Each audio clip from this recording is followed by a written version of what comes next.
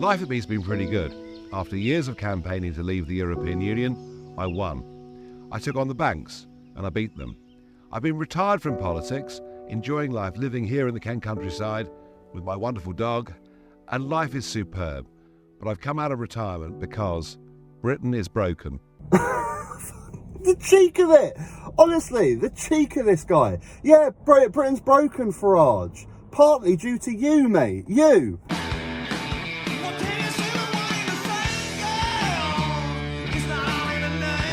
You know, nothing works anymore, does it?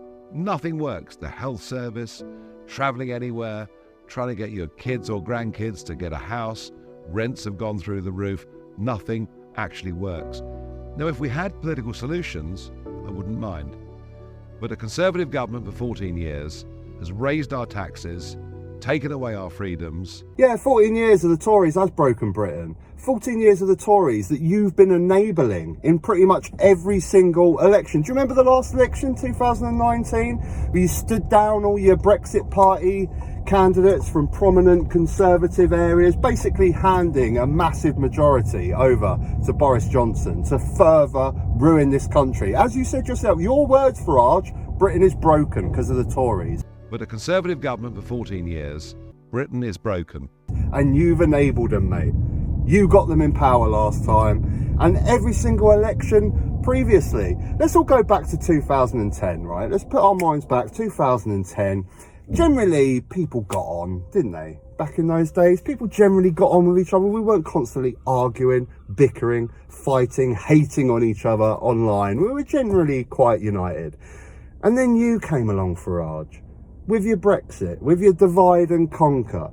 And then 2015 election rolls by. We've had 5 years of Tory austerity, 5 years of council cuts, police number cuts, ever-increasing food banks and homelessness. You know, the Tory austerity is really starting to hit home. We're really starting to feel the pinch, us working folks.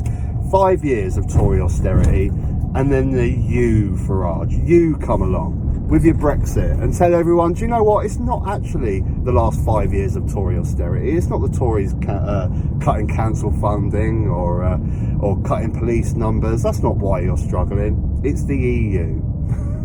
It's the EU.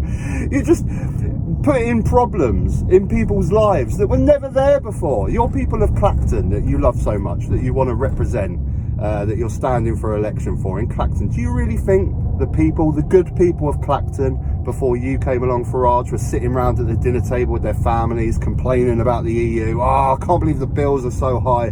Can't believe we're struggling. It's the EU. It's the EU because we can't get the right trade deals.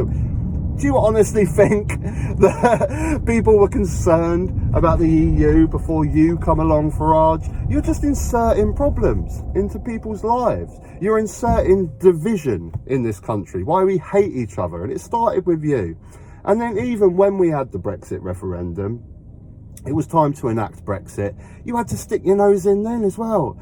Theresa May, okay, done her best. I think she probably got the best deal that best represents the Brexit referendum, which was so close, 48% to 52%. The obvious compromise would be to have a customs union and something that's got closer. It's still a Brexit, but closer ties to the EU. But no, you had to come in and stick your oar in. No, we've got to have a savage, complete, hard Brexit, even though that's not what you campaigned for. That's not what the British public voted for when they voted for Brexit. Because during the referendum, you were out saying, don't worry, on Question Time every week, you're going, don't worry, you'll all be able to trade exactly the same as you used to before. Don't worry about that. And we probably would have if we'd taken Theresa May's deal where we were still in the customs union. Businesses probably would have done fine trading, but no, you came along again, Farage, and just fucked everyone in the arse again, ruined this country again by wanting your hard Brexit, because you want your tax breaks, don't you, Farage? That's what it's all about, mate. You want your offshore savings accounts. You don't want that pesky EU poking their nose in. You're a disgrace. And to come on TV and then to say, basically, bring your matches, bring your gas, bring your kindling, set the building alight, and then piss off and blame the security guard that was on that night. That's basically what you're doing, Farage. You can't take you're not blameless in this. You have enabled Tory government after Tory government. The Tories have been in power for so long because of you, because people have not been seeing the Tory austerity for what it is, the Tory government for what it is, because you, Farage, are constantly poking your head in, saying, no, it's the EU, it's immigrants, why we're all so poor. That's why. I'll tell you what, the one that I really feel sorry for is this dog. Look at this dog. Is he a stooge? Because he seems to be looking at the cameraman. He's like, what am I doing here? Why am I, who's this bloke?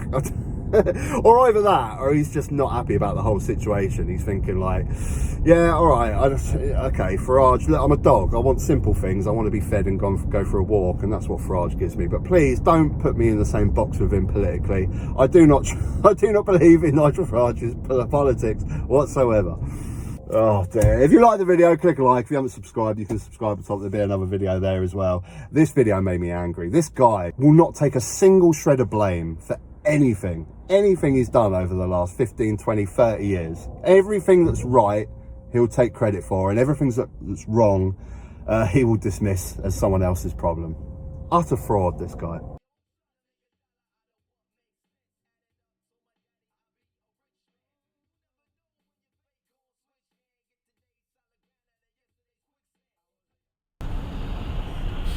I love cyclists, but I can't help but get annoyed when there's a cycle lane right there and they still choose to cycle on the road. I don't get it.